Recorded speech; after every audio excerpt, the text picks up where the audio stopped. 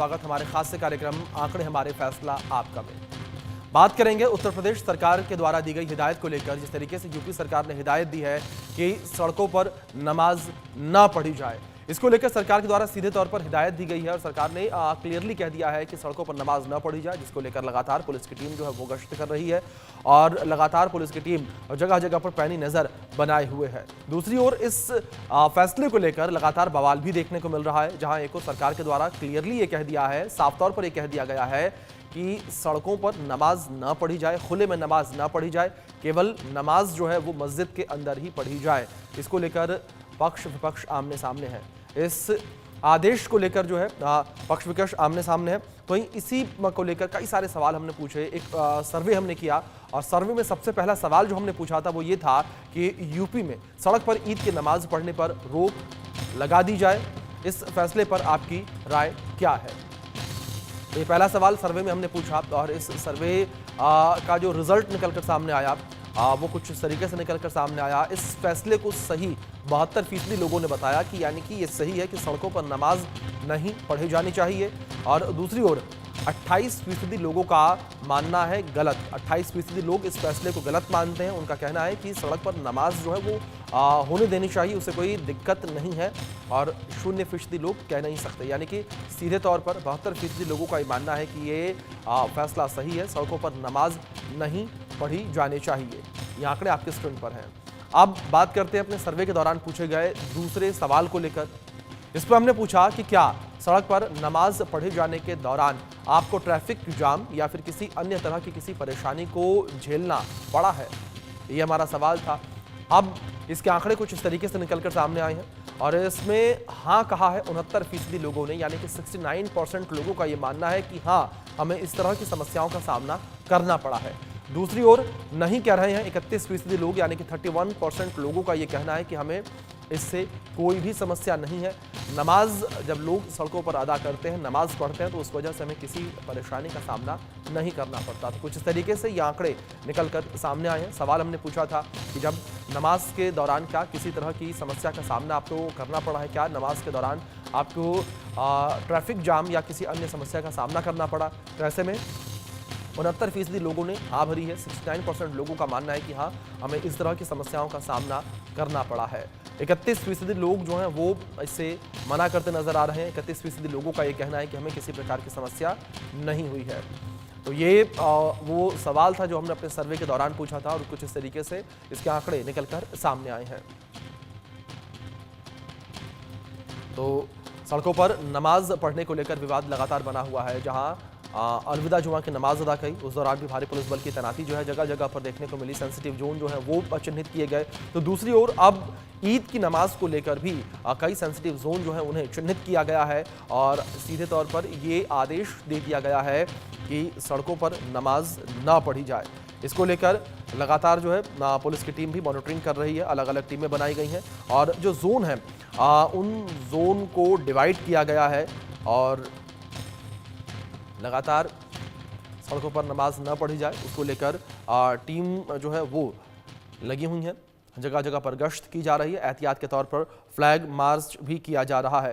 तो सड़कों पर नमाज न पढ़ी जाए, इसको लेकर सरकार जो है वो सख्त नजर आ रही है। इसी विषय पर कुछ खास मेहमान हमारे साथ जुड़े हैं बातचीत करने के लिए, उनका रुख करेंगे और उनका परिचय सबसे पहले आपसे करवा दें। हमारे साथ हिंदू धर्म गुरु डॉक्टर HS रावत जी जुड़े हैं। फाजिल अहमद इस्लामिक स्कॉलर के तौर पर हमारे साथ जुड़े हैं। वरिष्ठ पत्रकार प्रदीप तिवारी जी हमारे साथ जुड़े हैं और साथ ही साथ सोशल एक्टिविस्ट नाजिया इलाही खान जी हमारे साथ जुड़ी हैं। आप चारों मेहमानों का बहुत स्वागत है इस चर्चा में। इस चर्चा की शुरुआत मैं सबसे पहले वरिष्ठ पत्रकार प्रदीप तिवारी जी से करना चाहूंगा। प्रदीप जी, जिस तरीके से सरकार के द्वारा फैसला लिया गया है, अगर पूर्व की सरकारों को लेकर बात करें, किस तरीके से आपने ईद की नमाज के दौरान या अन्य नमाज के दौरान इन फैसलों को लेते हुए देखा? किस तरीके से उस समय आपने विरोध देखा? शेख जी, नवाज का कोई इस तरह कोई मामला नहीं। अगर घर में आप या इबादत करते हैं, आप मस्जिद में इबादत करते हैं, तो किसी तरह की कोई समस्या की बात नहीं है। लेकिन अब जो ये प्रचलन चल चुका है कि सड़कों पे नमाज होनी है, आम जी।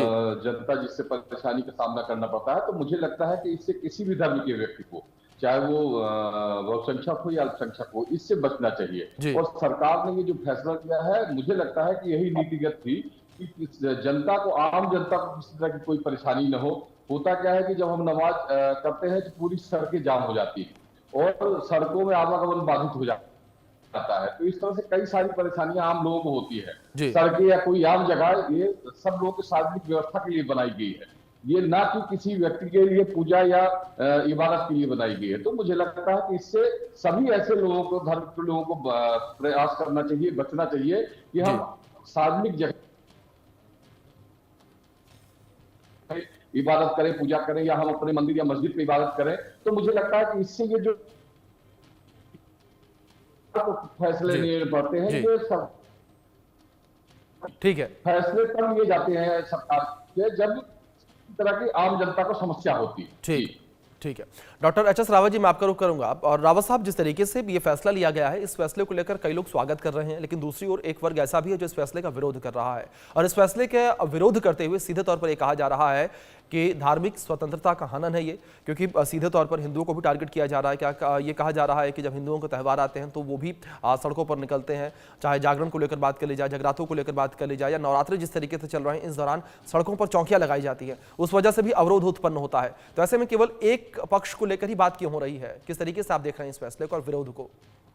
देखिए, सबसे बड़ी बात है कि जहां सड़क पर एक हजूम के तौर पर जब व्यक्ति इकट्ठा होता है, एक भय का वातावरण तैयार होता है जी और उस हजूम के अंदर कुछ ऐसे नेगेटिव एलिमेंट होते हैं, वो भी शरारत कर सकते हैं। जी और जब वो शरारत होती है तो बड़ा रूप हो जाता है और झगड़े की संभावना बनती है।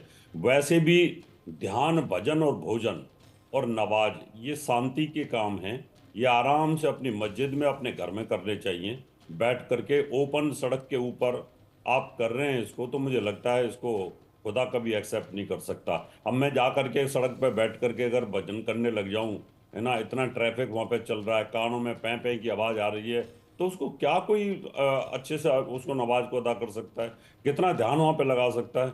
तो मुझे लगता है कि नहीं होनी चाहिए, क्योंकि सड़कें यातायात के लिए होती हैं। और रही हिंदुओं के त्योहारों की बात भी, अगर इस तरह की बात होती है तो मैं उसका भी विरोध करता हूँ, नहीं होनी चाहिए। लेकिन अगर एक दिन कोई साल में परमिशन लेता है जागरण की, तो वो तो चल जाता है कि साल में एक बार लिए। अगर हर जी जुम्मे के दिन ही अगर ये सब चीज़ें होंगी या कहीं इस तरह की बातें होगी, तो मुझे लगता है नहीं करनी चाहिए। वैसे मैं किसी का विरोध नहीं करता, लेकिन जहाँ तक मेरा मानना है, धर्मगुरु के तौर पर ये सब चीज़ें मस्जिदों में, अपने घर में ही बहुत अच्छा लगता है। क्योंकि अगर आपको खुदा से ही जुड़ना है तो ध्यान और शांति के साथ जुड़िए ना। ये थोड़ी है कि आप सड़क के ऊपर जा रहे हैं, वहां पर चारों तरफ के लोग परेशान हो रहे हैं, इधर की सड़क बंद कर रखी है। अब आप बम्बई के अंदर देखिए, सड़कों को मोड़ दिया जाता है, पूरी सड़क जाम हो जाती है, वहां पर बहुत बुरा हाल हो जाता है। और वैसे भी ये पाक साफ जगह पे ये सारी चीज़ें होती हैं। सड़क के ऊपर कहीं कोई कुत्ता पेशाब कर रहा है, कहीं कोई पेशाब कर रहा है, कोई गाय गोबर कर देती है, और वहाँ पर कितना सफाई आप करोगे? तो वहाँ जा करके आप दरी बिछा के अगर आप करते हो, मुझे लगता है उचित नहीं है, नहीं करना चाहिए। क्योंकि ये आस्था का विषय है, और आस्था के लिए आपकी मस्जिदें हैं, आपकी ईदगाह हैं, उनमें करना चाहिए। तो आपको आनंद आएगा और ठीक आपका भी और खुदा भी खुश होगा। ठीक है सर।